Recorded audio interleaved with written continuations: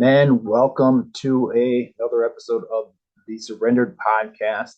And today I have a guest, Kyle Carnohan from Superhuman Fathers. And I believe this is just Kyle's fashion, where we jump into it right away and we talk about pretty much everything: fitness, marriage, suicidal thoughts, evil, dark forces, the power of discipline. We go through it all.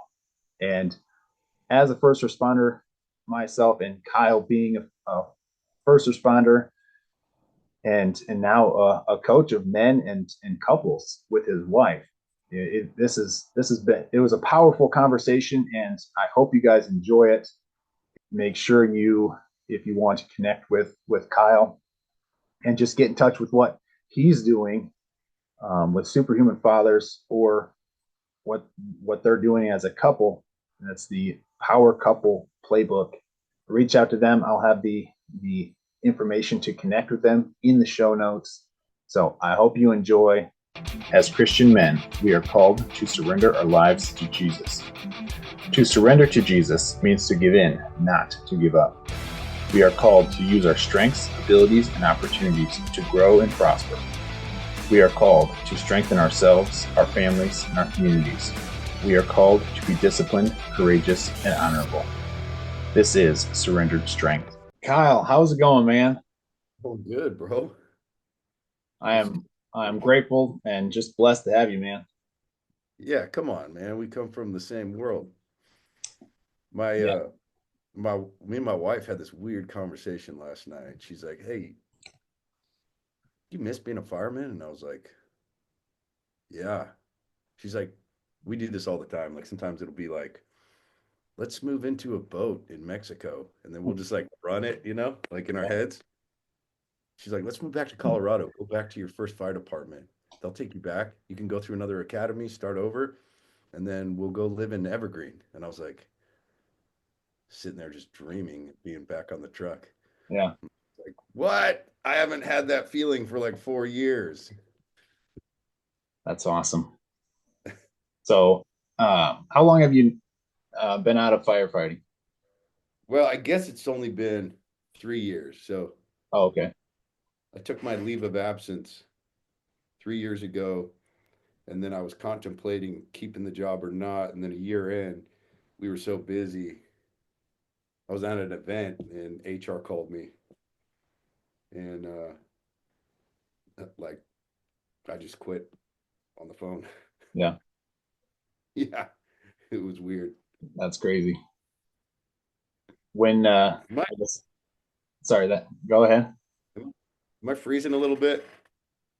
A little bit. I don't know if it's your end or my end, but I you were think for it's a second. okay. Hopefully this internet was giving me some trouble yesterday, so I don't know what's going on. We'll make it work. Okay. So when you first started in the firehouse and were getting into coaching, what what drew men to you? Like, what was it that like got you started coaching? Um, so I had a well, I was always like I grew up in the 90s, like so Ultimate Warrior, Arnold Schwarzenegger, you know, like and I mean I was a teenager in the 90s, but I grew up in the 80s as a kid. So Yeah. I had like He-Man and shit. Like and I always like looked at jacked fucking dudes and was like, man, I wish I could be like that. And I was athletic. I was a skateboarder and I would lift weights with my dad when I was a kid and shit. But yeah, I never had like rock hard abs and fucking bicep veins and shit. Maybe when I was a teenager, like a little bit, but I was like, oh, I'm just genetically not that. Yeah. So I'm like in the firehouse for uh after I'm like 33 years old, and like working out like everybody does and like look, I looked like I worked out, but I wasn't that fucking guy.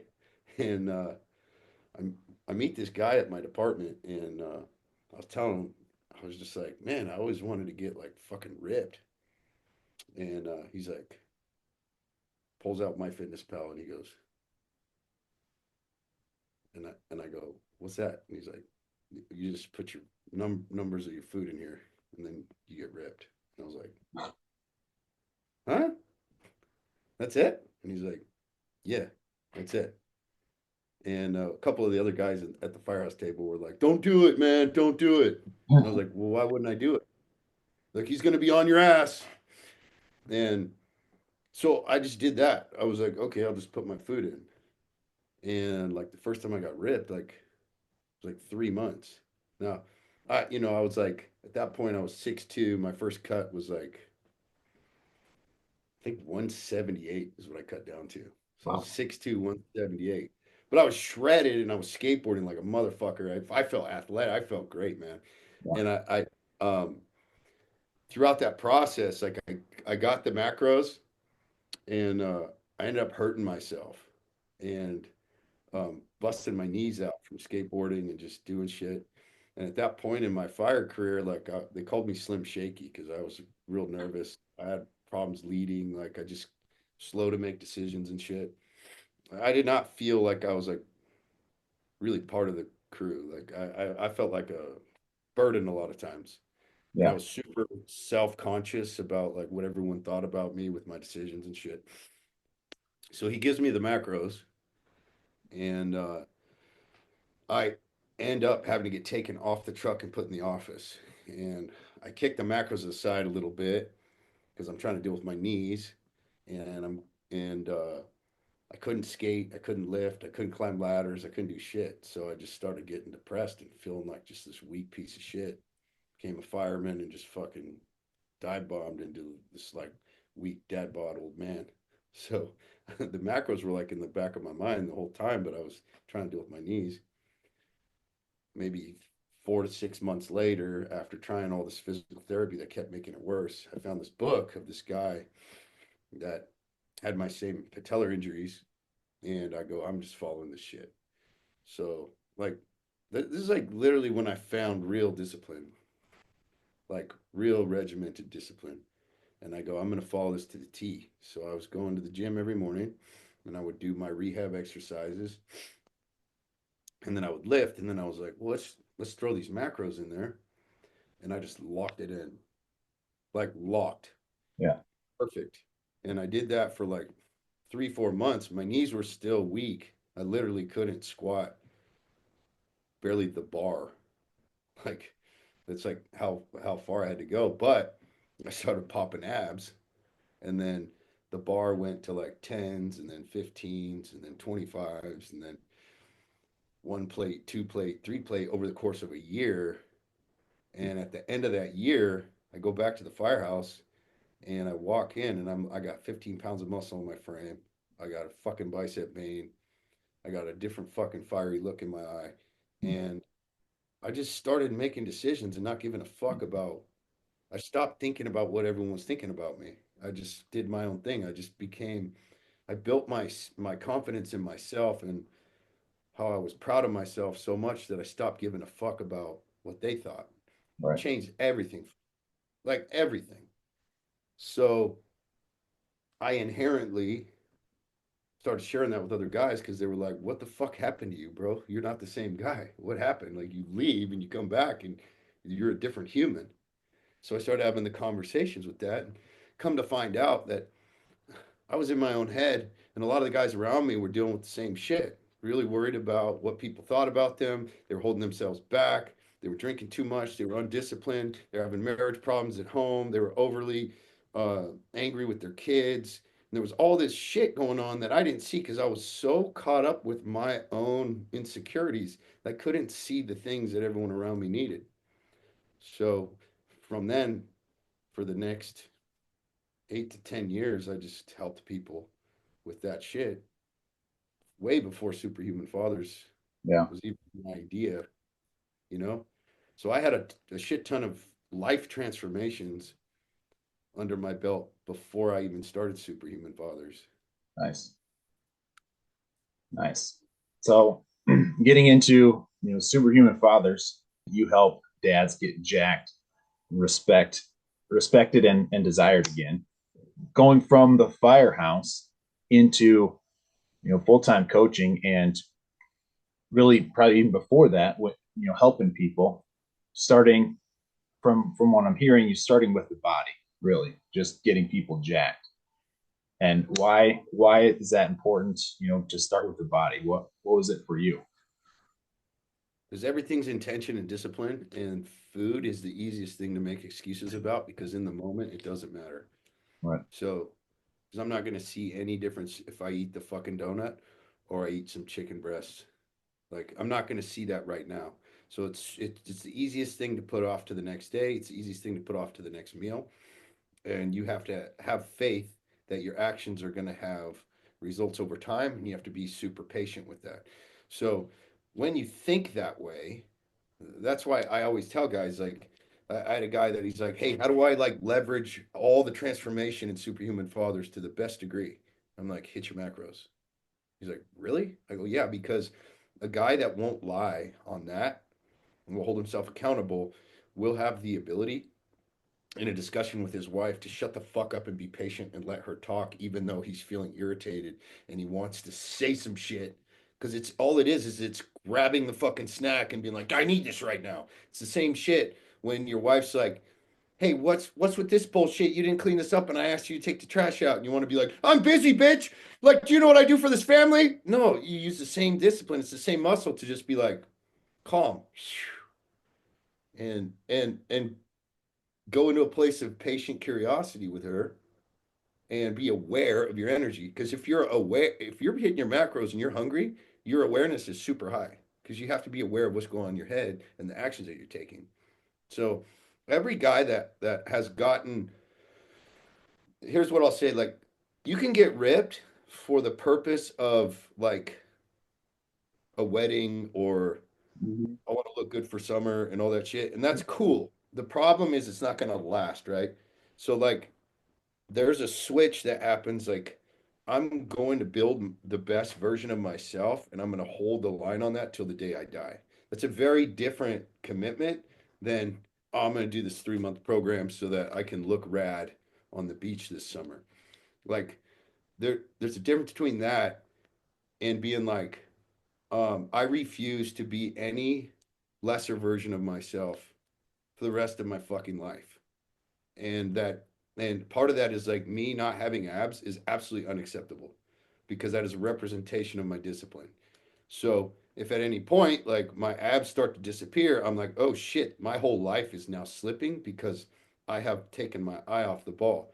People are like, we don't need to be have abs to be a good dad. And I'm like, well, it's a real good fucking indicator of your level of commitment to yourself and your discipline in your life. Because if a guy wants the abs, and every guy does, I don't give a shit what they say. Well, I don't need to be ripped.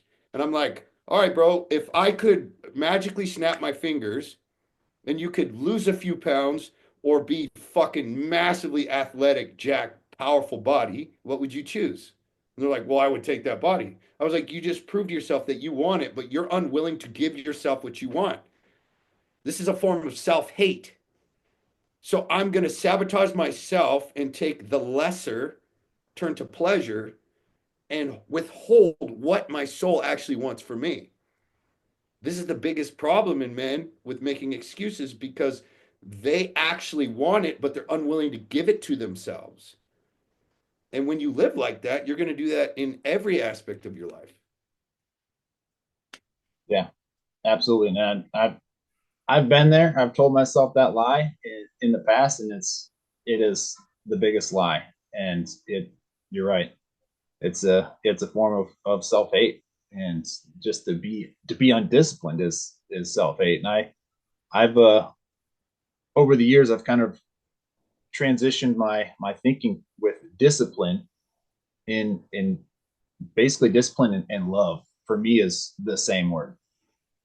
If you're disciplined with yourself, you're loving yourself. If you're disciplining your children, you're loving your children. If you're punishing them, then that's not love.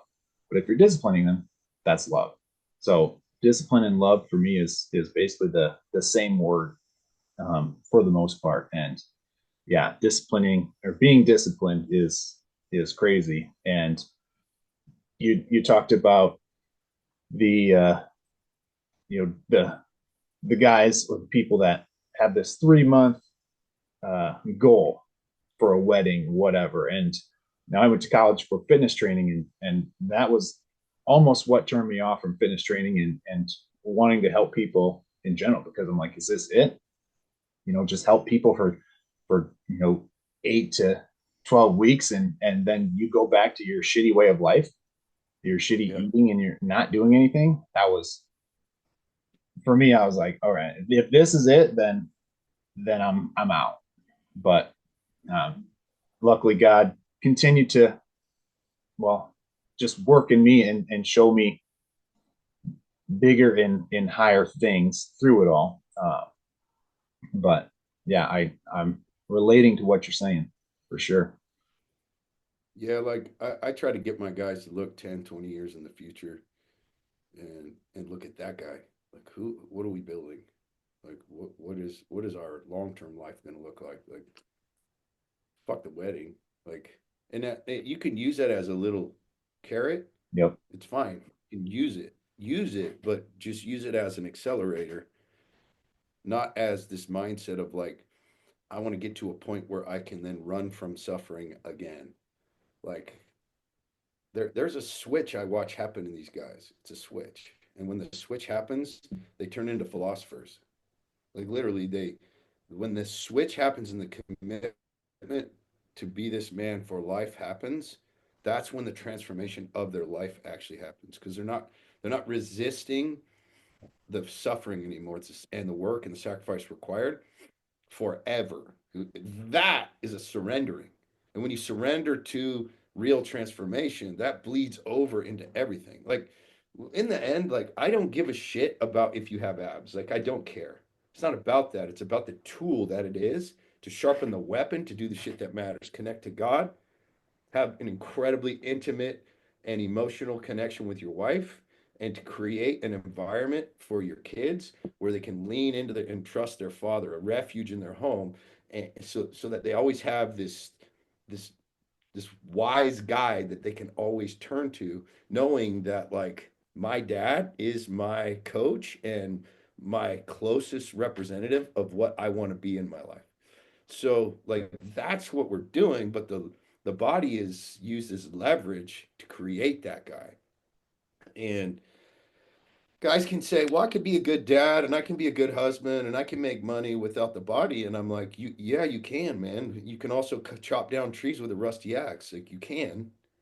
But why would you not look at your family and go, "Okay, I'm gonna because of I love you so much, I'm gonna create the ultimate best version of myself without selfish excuses.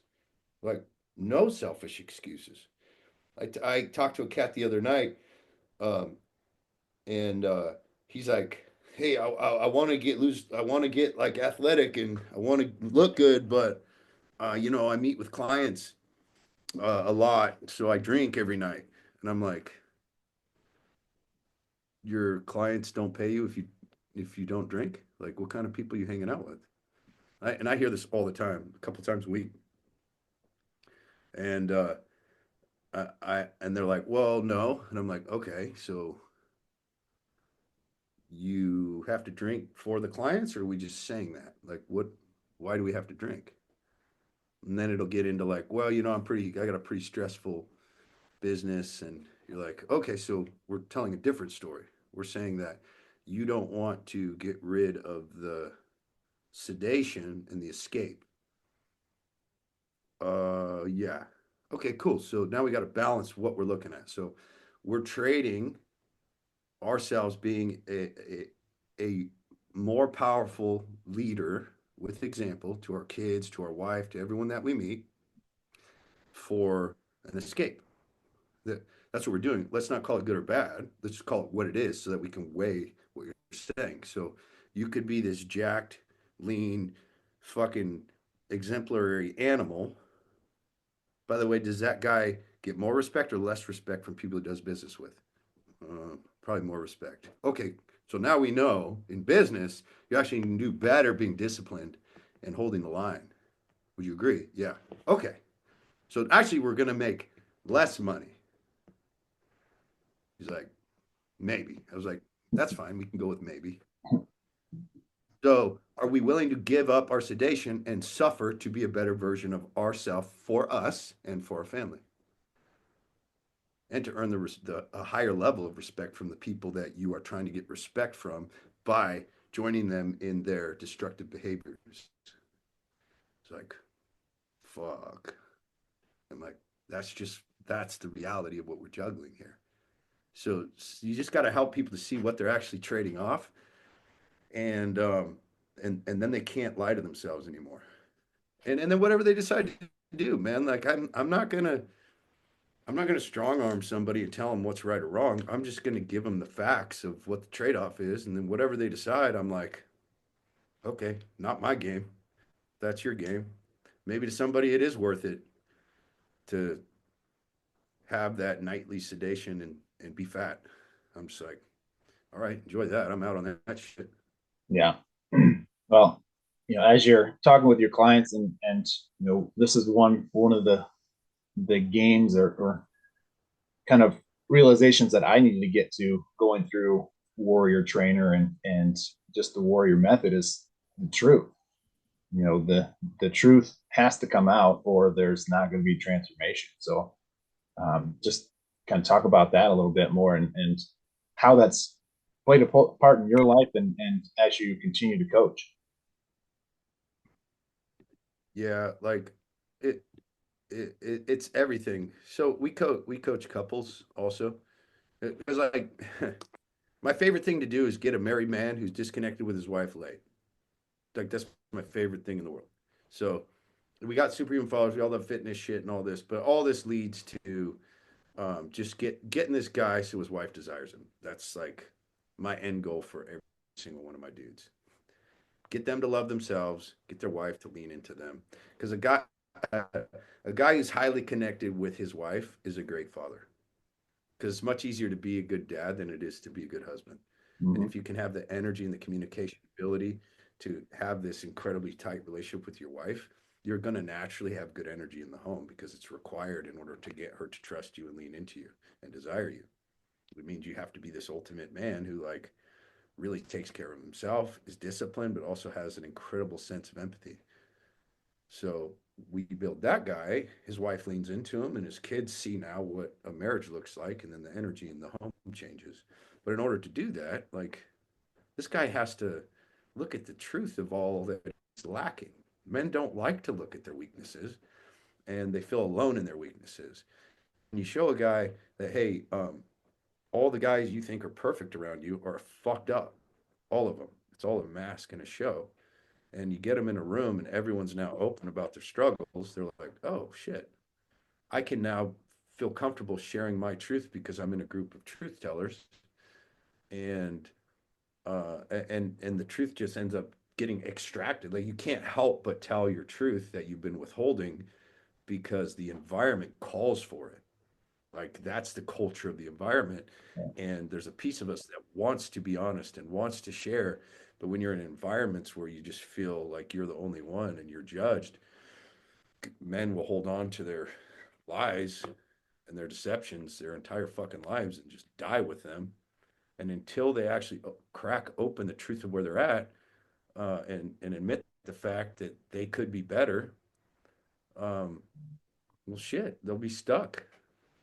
And that's where we find most guys that we meet on the streets or in events or at church. Like they're just stuck. Like they're going to be that way and they're not going to go through their transformational journey and they'll just be stuck in that same, more of the same, more of the same, which to me goes completely against the purpose of life. Yeah, yeah, and that's actually kind of the reason that you and I were able to connect. Is I'm searching, I'm trying to be the connected husband, and you guys had was the power couple playbook that you sent out to people who just messaged, and going through that, there's so much wisdom in that, and I want to either at the end of the podcast get the link, or be able to point people back to you. But from that, well, actually from your podcast, the Power Couple podcast, I was listening to some episodes, and one thing you talked about is the fact that you were finding purpose from serving others except your wife.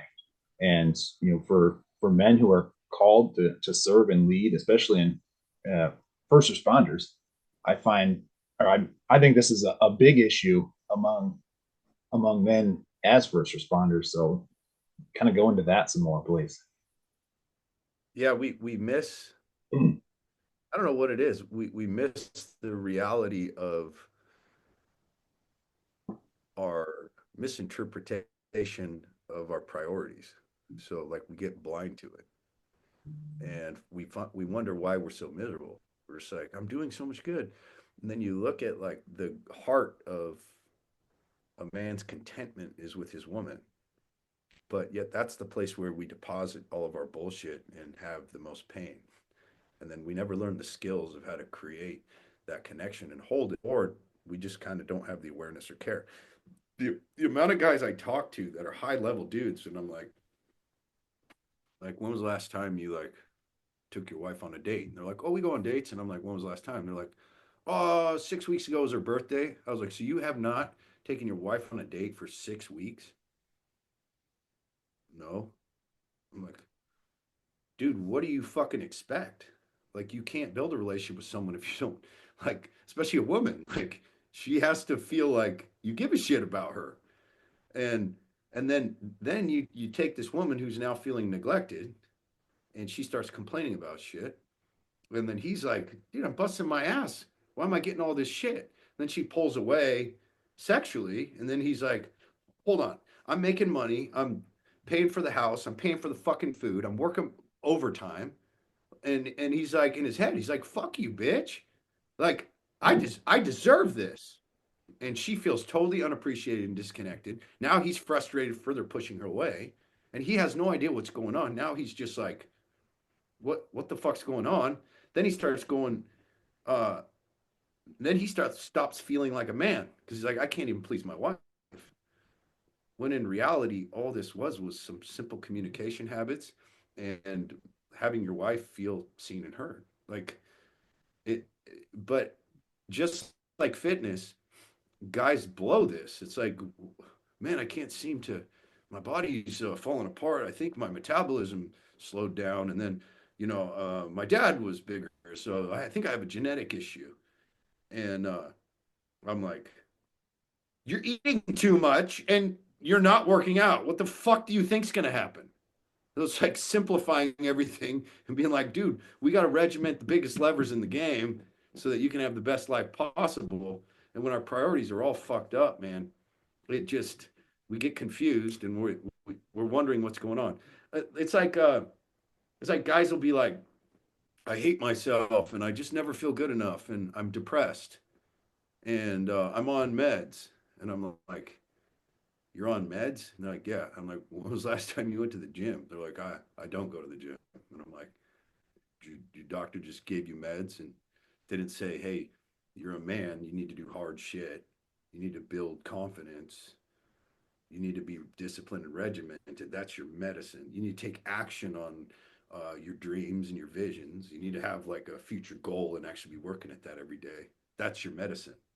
Like get off the fucking medicine and try step one. It's like get up early, um, read the Bible, and go to the gym. It's like that's your medicine. Try that for your depression first, and then let's talk. But it's the easy button. It's like, oh, like it's fucked up, man.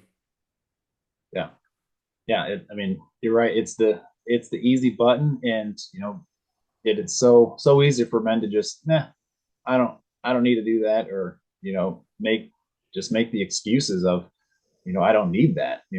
Working out, whether or even in marriage, when the wife pulls away, and oh, I don't, I want sex, but I don't need it, and I can I'm a man, and but then you start going on down the rabbit holes of maybe it's porn, maybe it's other women, and it's it's a scary place. Yeah, and that's the game. Like I know all that. Like I've interviewed so many thousands of guys that like I go through the story and it's like, yeah, she's just not like she just doesn't instigate and there's not a lot of passion and I'm like, well, where do you get your passion from? They're just like, where do you go? They don't want to answer the question. I already know the answer. I'm like, yeah, you're looking at porn all the time. They're just like, yeah. I'm like, I know. You don't have to say it. I already know. And then depending on the vibration of the call, like there's certain questions I already know the answer to. I'm like, when was the last time you thought about killing yourself? And there's like, I'm like, I know. It's okay. Like, dude, I already know. And the craziest fucked up, like, I know how men's minds work. And I know while you're talking, I already know what's going on with you, just with your energy. And once they get to say it, and then you help them feel like, no, this is where guys get stuck. And guys, almost all guys. So like you're in the pile with everyone else. You go to church, you look around, all these men are like you. No one just no everyone has masks on. So no one's actually showing that. They're just and not talking to anyone about it. So then everyone is the same, but everyone is utterly alone in their struggles and in their sins. Yeah, yeah, that's the it was probably back in August, September that I had the realization that, oh shit, I've had my own suicidal ideations, and I've had them for years, but you know, just not admitting to it. And I had a buddy that he took his life, and then found out a few months ago that I had another buddy that we had disconnected and finally connected again, and he tried taking his life. Thankfully, he failed, but I mean, there's so many men that are just hiding that pain, and when you can admit it, I mean, it's freeing, and I mean, it's crazy. Yeah, I think it's like the most epic thing to watch a guy say it out loud and then feel normal because it is normal. Right. Yeah, I still think about blowing my head off all the time. It's just like, look, this is the world we were in. Like, how many people we seen hanging from garages? How many heads have we seen blown off? Right. So it once you see that so many times, like it's ingrained in your head. Oh yeah. So like I will walk into my office and I'll be for some reason in my head, a thought of a bullet going out the back of my head just pops in my head.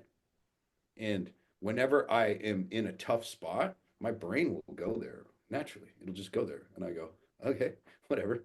Like, it's like, it's a natural response for men to go there, especially men who have been through trauma or seen trauma. It just gets ingrained in your head. So then we're like, oh, I'm so fucked up. No, you're not. No, you're not fucked up. That's the bullshit lie. It's like, oh my God, he's thinking about suicide. Yeah, it's a fucked up thing that gets ingrained in your head. And guess what I can do if I have those thoughts? I can just do the shit that I said I was going to do and stay disciplined and respond appropriately with patience and love. And I can serve the world. And I have a thought. Who the fuck cares? I had a thought. Like, we're so afraid of our fucking thoughts. It's just a thought. Yeah. Uh, I, we don't need to peg somebody as fucked up just because they had a thought. I have fucked up thoughts all the time. And I Yeah. got a great marriage and I have an amazing family. And I don't have to make my thoughts uh, turn me to darkness and then spew that darkness on them. I don't have to do that. In fact, what the fuck is death? Who cares? We all die. And I had this realization when I was struggling with God after seeing all this shit in the firehouse. where I was like, why the fuck would God let this shit happen? Like, this is bullshit. I saw some kid get run over by a car and he died in the back of the ambulance. And I was just like, the whole day, I was like, fuck you, God. How could you do this? And that stuck with me for a long time. And then I had this realization. I was like, God doesn't care about death. Like, death is nothing to God. Yeah. The body is the machine, and the blood is the oil. And he's like, he also put us in a place to experience pain, and pain is a transformational force. And pain also makes us give a shit. Without pain, nobody cares. Without pain, there's no meaning. And so the whole chaotic system that we're in actually creates love. And when I started to realize this, I was like, oh, when you get smashed by a car, God's like, why are we so upset about this? He's if the kid dies, he comes back to me, and if he doesn't, he has a story and he's strengthened through what he had to go through. So it's just a, it has to be seen completely different than the natural human eyes and perceptions. Yeah. Yeah. Just letting that reality of, we are going to die. I mean, that is a big one in and of itself that most people, I don't feel, are willing to go there. And they're just trying to avoid death. Even when, it comes to working out, I felt like there's so many people and so many so many ads that try to get you to do this, that, or the other thing that should try and live longer. Like, you can be jacked and ripped and die in a car accident. If you're gonna Yeah, die, it doesn't matter. Just be okay with that and enjoy life and be the best you can be. yeah. There is a lot of like, eh, there's like a lot of that to get through life, right? Yeah. Like there's a lot of that. And that's how like to me, like the most inspiring people are those that like are so calm in just chaos and heartbreak, like where they're just like they fail miserably and they're just like they like tell a joke and they're just like, but it's real. Yeah. Because you can fake that shit, right? But to become the guy that actually just fully surrenders to just like epic, humiliating failure or like the worst shit, and you're just like, ah, fuck it. Well, looks like we're starting over, or well, lost that one. Like I love that vibe because it's Yeah. like in the chaos, it creates so much freedom because you've already surrendered to the fact that you're in chaos and shit's gonna happen. And so when it does, you've already accepted the fact that it does, and there's no mourning period. You just go straight to acceptance. And being around guys like that is super powerful for your own positivity because you watch something happen to them and they just bounce right back up. That's why I fucking love skateboarding. I love skateboarding because you'll literally spend 3 hours on one trick and you'll just be bleeding, have like rocks in your elbow, and you're limping, and you're doing it on purpose so that you can maybe land this trick, and you probably won't. Like you'll probably just fucking go home a failure, but it was like this epic fight. But every once in a while, you just do something absolutely impossible that you didn't know you could do in a massively chaotic, risky environment. That's life. And um that's why like I see life a lot like skateboarding. Like when I fuck up or I mess up or I humiliate myself or I get in trouble and I'm just like, okay, cool. I just fucking biffed it in the deep end, and now we're just gonna get up and drop in again and whatever. you know? That's awesome. And the analogy of skateboard. So I grew up in Iowa on a dairy farm. There's wasn't like skateboarding wasn't a thing for us. There wasn't even concrete to even consider skateboarding. But I've got boys that are 6 and 7, and they want skateboards, so we got them skateboards, and so now we're in this process of learning, and just learning how to stand on it and actually move and not fall off. And I'm like, Yeah. I'm I'm going to learn this too. I'm 37 now, but I'm going to learn it. And we live on a major highway that goes through our town, and so I'm out there on the sidewalk and trying to learn, trying to teach them at the same time, and just falling on my ass. And it is, I mean, it's a freeing experience to just be there and be like, yeah, there's people driving by. I fell on my ass. It is what it is. Let's go again. Yeah. I the thing that's cool about skateboarding too, as you get older, is like I used to be a lot better, right? So my skills have dropped significantly, but I don't care because it's all about that battle in the moment of what it is that I'm doing. So I might not be able to do the thing that I used to do 100% of the time, but I don't care. That's the battle of the day. And so whether it's just like staying on it and rolling down a hill or something, or doing some long ass Smith grind in a 12-foot bowl, like it's the same. It's the battle. And you Yeah, get to set up your own personal battle. And part of that too is like this awareness that like this is between me and the thing that I'm doing, and it has nothing to do with comparison to anybody else. This is my war that I need to face. And that's what I love about it, man. That's what I've always loved about it. yeah, Jiu-jitsu is similar, man. Like jiu-jitsu has a lot of that shit too. Like so many life principles. I yeah, love skateboarding. I love jiu-jitsu. Um, like very much like you go into a class and you think like you did really good the class before, and then you roll in the next class and you're just everyone just mops the floor with you, and you're just like, I suck. I I thought I was better than I was. And it's like that's life, man. Like there's always somebody gonna be better than you, or you like just get your blue belt and like you're all excited, and then some white belt wrestler comes in and just handles you with no jujitsu experience, and you just egos just smashed.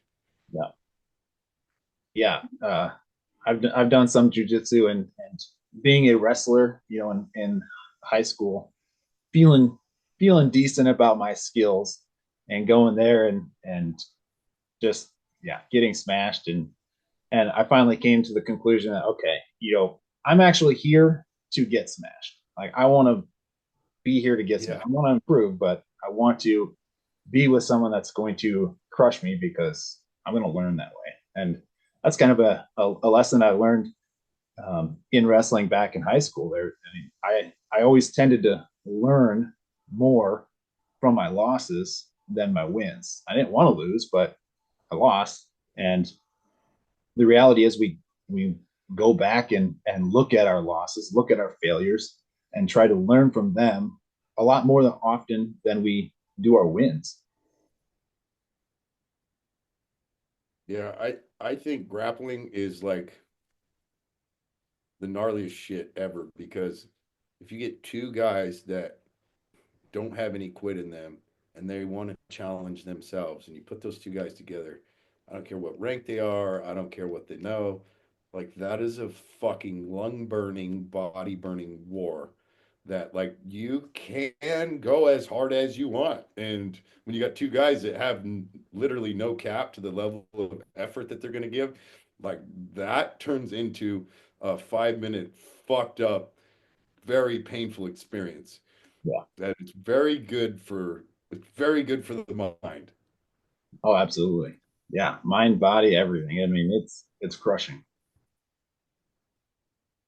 Uh, so transitioning a little bit in again in your podcast, you talked about just some the dark or evil or however you want to label it forces that are trying to resist men from rising, and it starts with what we've already talked about, the little excuses, but I would love to hear just some of your experiences, and or share some of your experiences with others that you've gone through dealing with the dark forces, not maybe in yourself, but also some experiences with other people.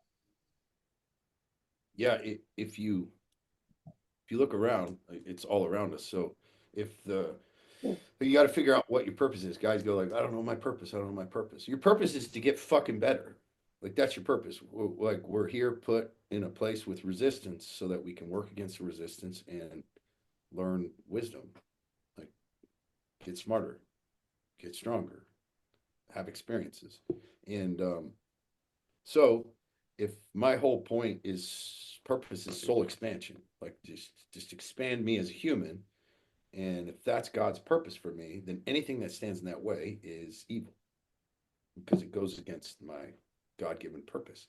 So if I look at it that way, then this resistance we feel when we want to go on some sort of discipline journey or body transformation or creative pursuit or build a business or at the core of it, create an epic marriage, then all those feelings or reactions that go against that are deceptions of evil. So when you look at it that way, you're like, oh, I'm actually in a spiritual war every day, um, an internal spiritual war. And when I give in to the weakness in me, then that evil starts to take hold more and more and more. And its goal is eventually for me to blow my head off. That's what it Mm. wants. This is why you have the thoughts in your head of suicide, like Yeah. just pretty constant, common for men, because it's whispering. It's just like, hey, look at this, escape, easy road. It's always whispering at you, and so when we know what it is, we go, I know that voice. I know what that voice is. Fuck that.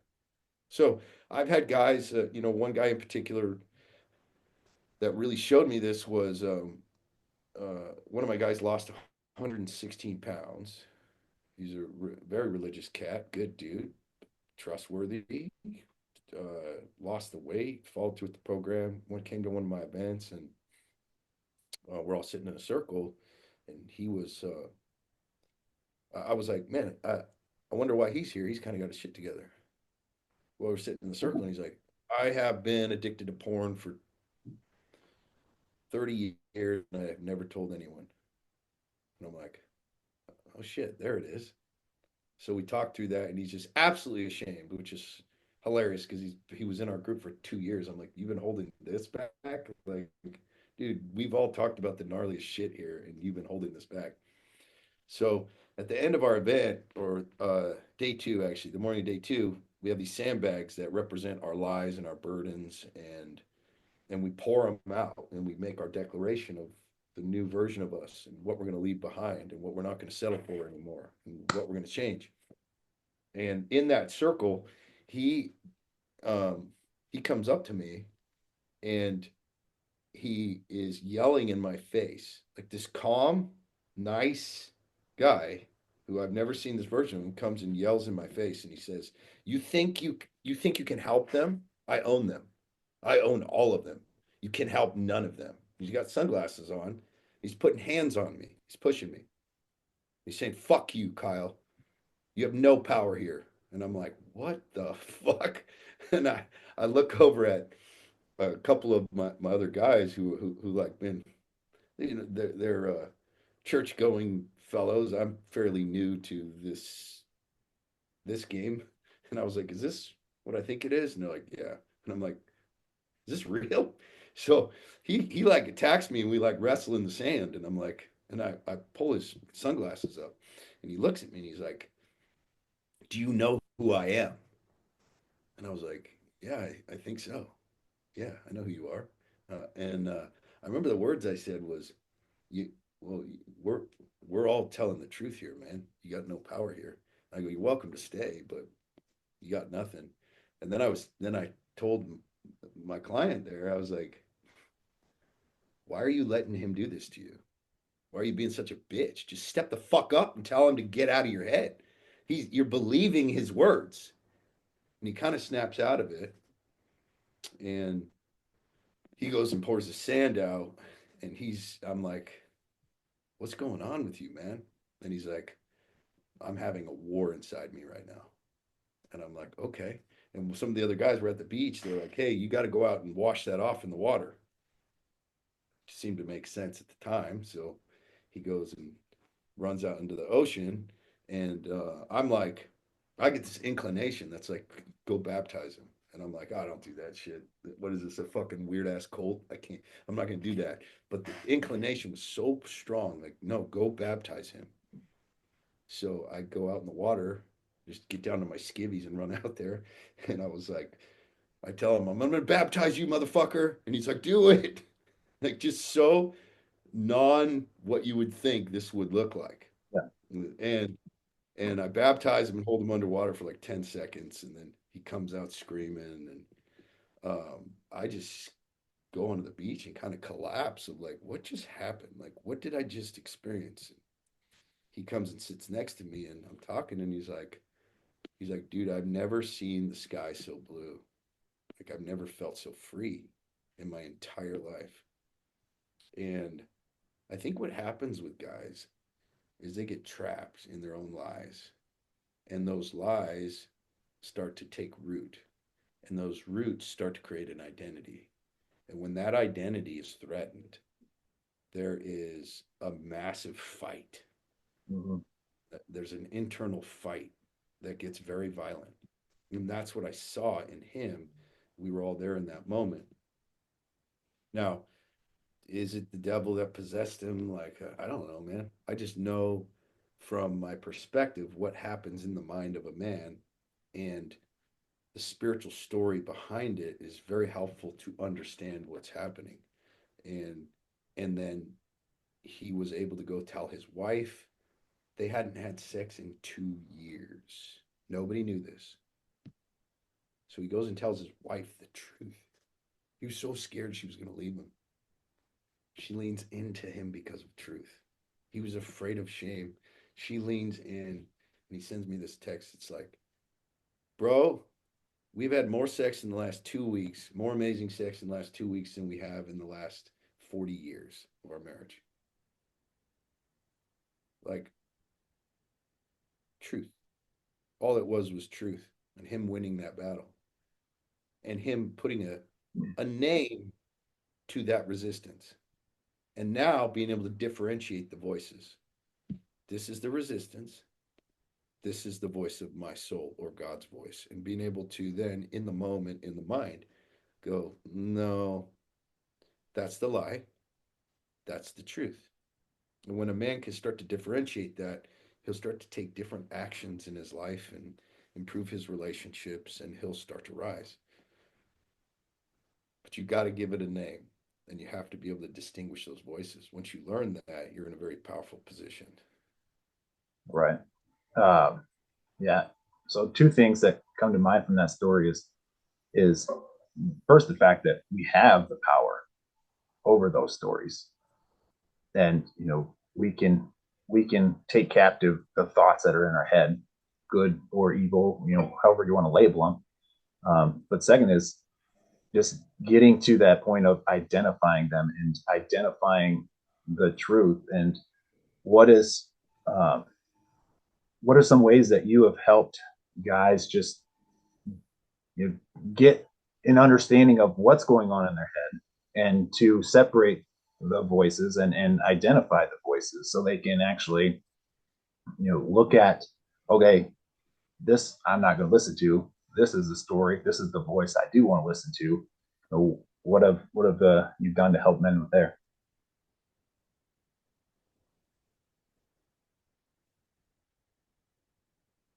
So, like when a guy comes into my world, I'm going to put him on the basics first. Like, can you love yourself enough to do this basic thing called counting your food and getting up early and going to the gym every day? It's like wake up times, workouts, nutrition. If that man cannot get past the excuses of that, he will be stuck in that spot for the rest of his life. So he can't move on to more technical things and master it until he's mastered the basics of the physical realm, which is the body. Like you have to master that and able to get to the deeper levels of yourself. We can go to therapy and talk about what happened when you're a kid and all this shit, but in the end, like if action's not taken and surrendering to the work required doesn't happen, then we're going to be stuck. This is why it took him 116 pounds to get to the point where he could go to that next level. His ability to see himself was covered in fat. Hmm. So when he would eat ice cream and hide it and throw it away so no one would see it, that was blocking him from his ability to even see his deeper levels of fucking pain and lies.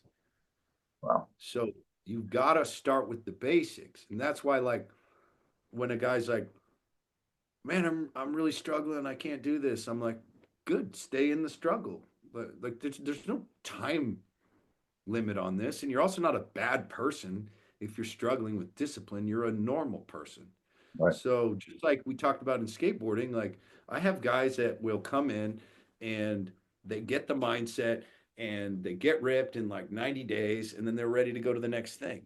And then I have guys that are here for 2 years that slowly are figuring it out. And I tell them, like, your only job is to be honest and keep pushing. Like, that's it. Tell the truth and never quit. And if a guy does that, he's going to have his breakthroughs. And guys will get stuck in different spots that, like, every guy has their strengths and weaknesses. And I think this is set up. God set this up too to create comparison because comparison will show us our ego Hmm. and like he wants one guy to just accelerate right past you and have you be like, I suck. Why me? Like he wants that. He wants you to throw out why me's. Like he wants you to feel that. And it's like, oh, that's victim shit. How's that? Is that the voice of your soul? Is that the voice of God? What is that voice? Like that is one of the greatest ploys of the enemy is this victimization. Instead of going like, wow, that is inspiring. Hey, how did you do that?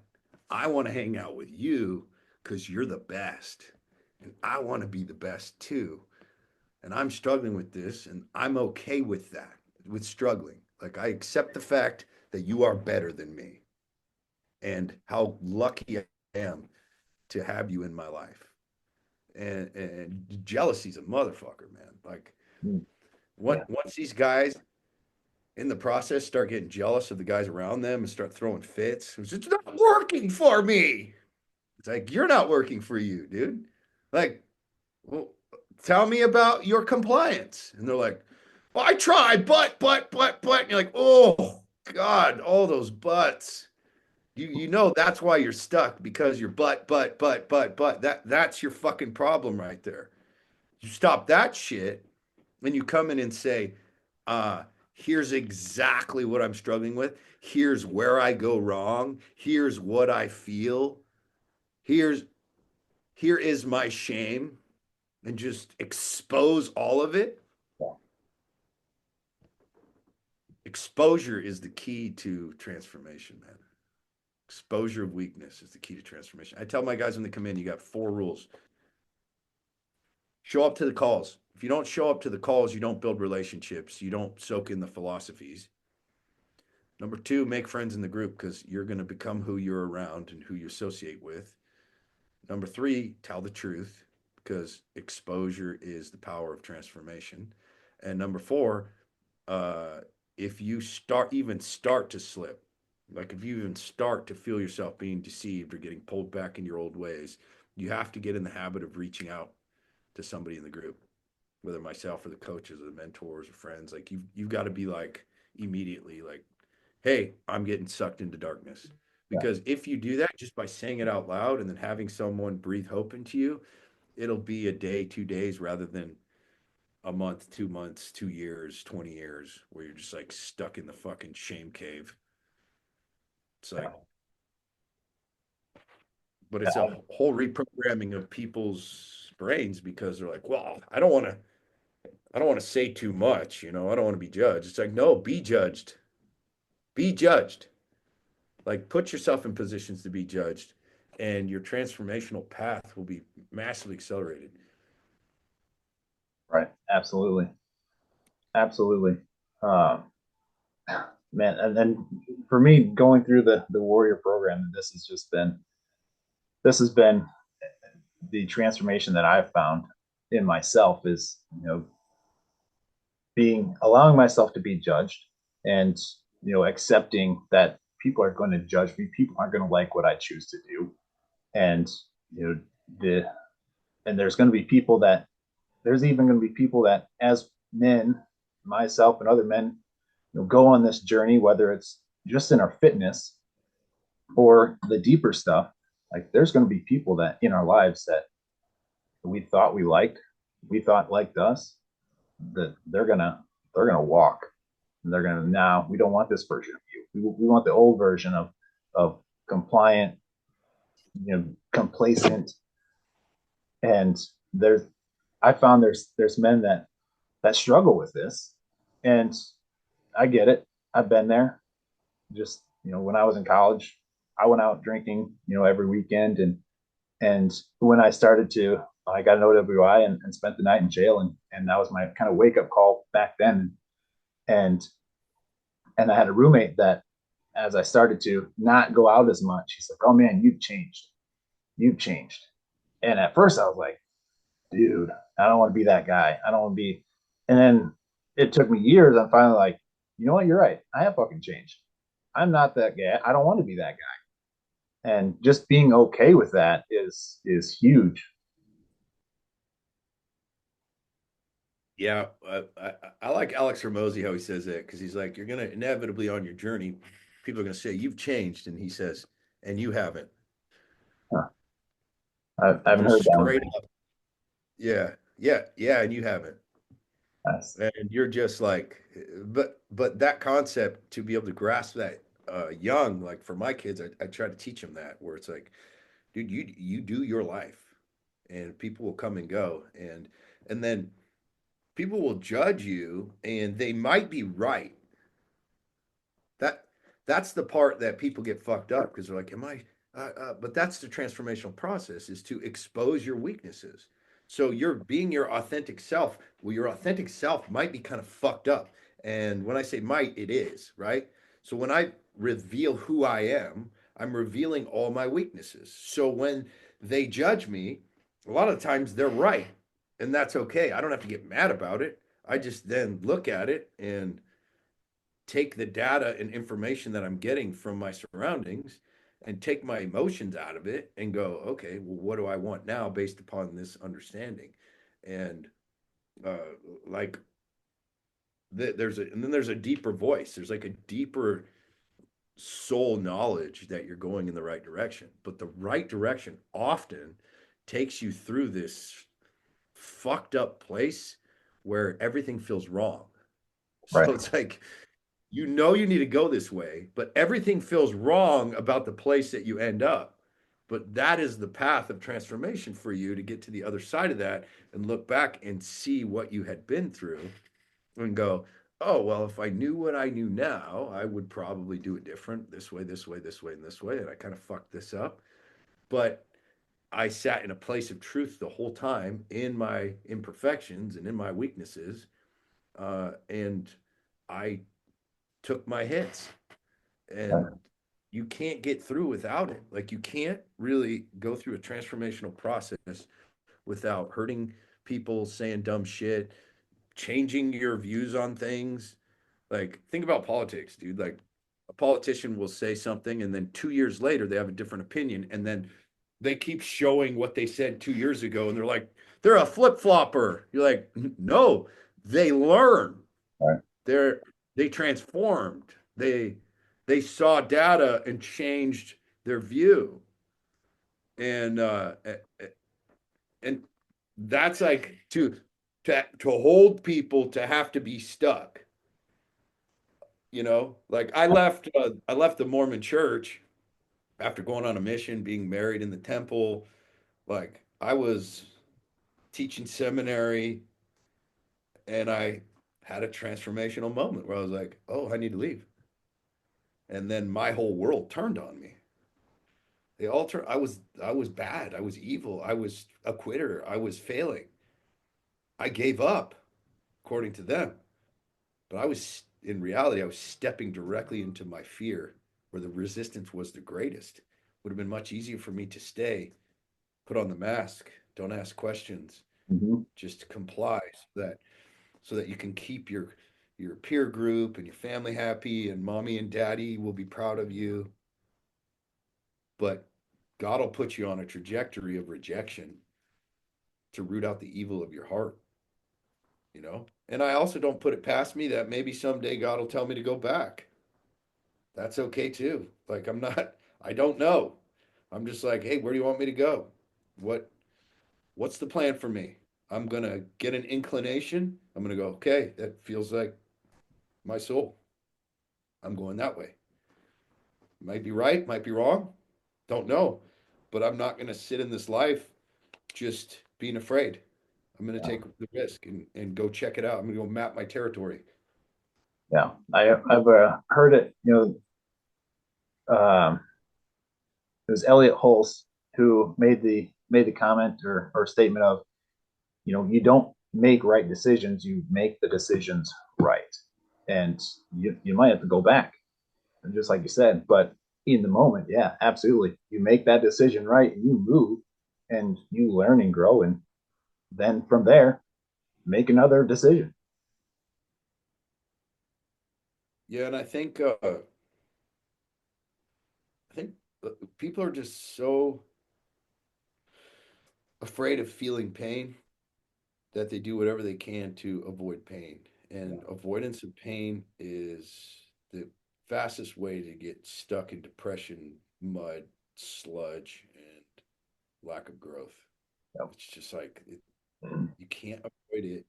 And then learning how to handle it so that you can carry it, increasing your threshold to handle pain, whatever that pain is, whether it's like the pain of rejection, the pain of judgment, um, the pain of having to start over, the pain of the work itself, like not resenting the work required.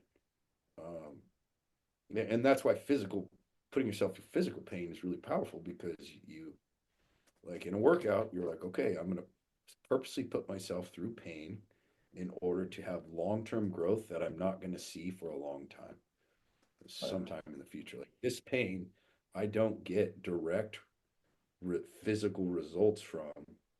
I just have to believe that if I do this enough, that I'll get some sort of change, you know? So like that's the concept is like any pain that you experience is good for you. And that includes humiliation. That includes failure. Any pain that you experience is good for you. As long as we see it that way and then respond to it in a way of awareness with a clarity of what direction we're headed. It's Right. like, because you can fight with your wife and you can have a lot of pain, and I can just try and win the argument with my intentions, or my intentions can be to find out clarity of how we come together, and then also what am I learning from this conversation in the feelings of my wife so that I can make our communication better. Like that's different than like this bitch, like she's always doing this, and you're trying to like power struggle and win the argument. Like the pain in marriage can lead you to your next level. And in fact, I would say it's probably required. Like if you the biggest fights in your marriage, if you learn from them, can become your greatest stepping stones to the next level of your marriage. Yeah. But what does that require? Exposure, truth, curiosity, and introspection. Like if you have those things, we're going to learn from our difficult moments. When we're in pain, if we run from it, we don't want to look at it, we want to lie about it, and we want to sedate from it, then we'll keep repeating the same pain over and over again. Then we'll turn into a victim bitch who is cynical and hates everyone who is rising, and we'll just stay in the mud forever. Yeah, absolutely. It's kind of funny you said that.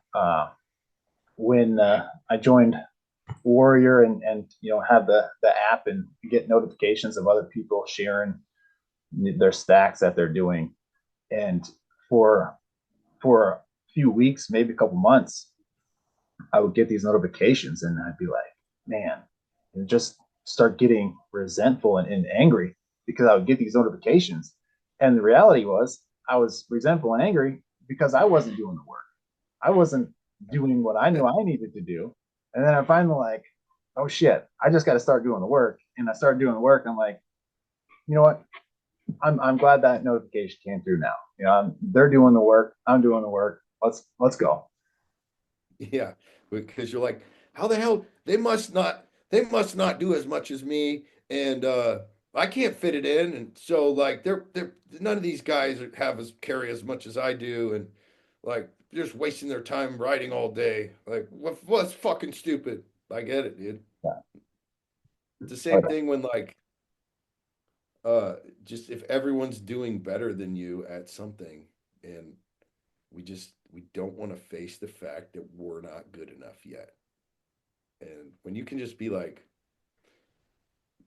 I'm just not as good, like, and be okay with it. It's like, fuck, okay. Like, the truth is, I'm not as disciplined. I'm not as dedicated. I'm not as consistent. I'm not as structured. Then that's a really powerful place to be. It's like, okay, so now I need to increase these things in my life. What is the plan? Sit down, write that shit down, map it out, calendar it. Okay, cool. We just leveled up. right, But if I just fucking attack and make excuses, I'm never going to sit down, make a plan, make a commitment to change. And then you may find later on that you were right. They weren't doing as much as you. They didn't have as much resistance. They weren't, it was easy for them. But what benefit is that for you to believe that? There's no benefit. So I'm just going to say, it's my fault. I suck. I need to be better. yeah, That's, that's my default.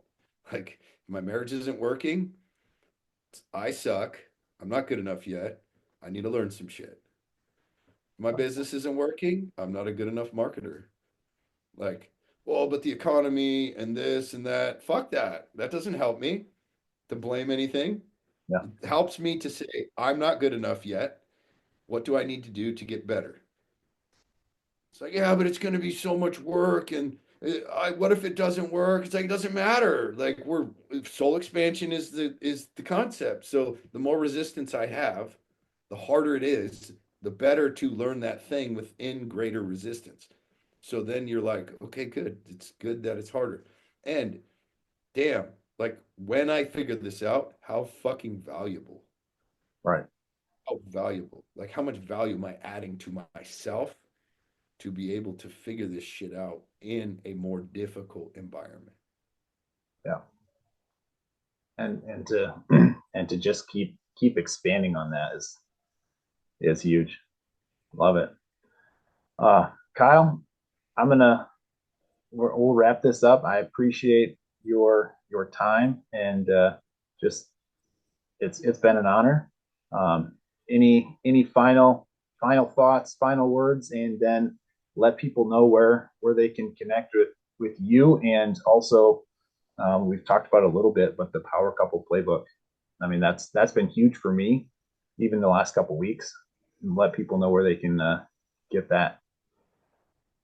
Yeah, so we have the podcast my wife and I do, which is just raw like we do our couples coaching. Whitney has Warrior Mom Fitness. I have Superhuman Fathers. So we coach women and men separately, and then we coach couples together.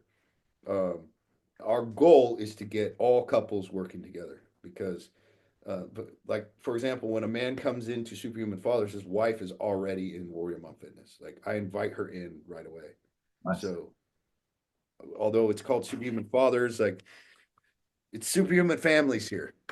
So when one comes, all are welcome because you can only, if I'm only working with the guy, we can get 10% there Yeah. compared to 90% there when Whitney's working with their wife. So I got a call yesterday. I got this guy and I'm like, he's talking about how him and his wife are disconnected. They're fighting. They haven't had sex in 3 months. And I'm like, go get your wife. Like all I need is 5 minutes. Just get her on this Zoom call. All I need is 5 minutes, and you'll be getting laid again. Like I'm just like, I just need 5 minutes, but she won't come because she doesn't trust him, and he hasn't. built that relationship, and it's just gotten farther and farther away. So he's like, "Hey, I've got some help. It's right here." And she's like, "I feel pressured. I'm not doing that." And it's like, well, yeah, that makes sense that she would say that because you haven't built that yet. So he comes into Superhuman Fathers. We build him in his leadership. We get him fucking ripped. We get him confident. We get him communicating better. We get his energy better. And then she starts to lean in, and she's like, all right, I want to know what you're doing. I like what's happening here. Then she comes in, and then we get to work with them as a couple, and then just explode their life. So Superhuman Fathers on Instagram, Power Couple Playbook is the podcast, or you can follow that on Instagram as well. Those are the best places to get in touch with us. Any interest in anything, just start a conversation in the DMs. You can also go to superhumanfathers.com. Perfect. Awesome. Again, Kyle, it's been an honor and a blessing. Hope you have a blessed day, and just thanks again. Yeah, thanks, man. Good job. Cops and firemen hanging out together. It's a new age. It's a new age, that's for sure. Thanks for listening. Connect with me on Instagram and Facebook at Surrendered Strength. Be sure to subscribe, like, and share, and live the Surrendered Strength Code. Discipline, courage, honor.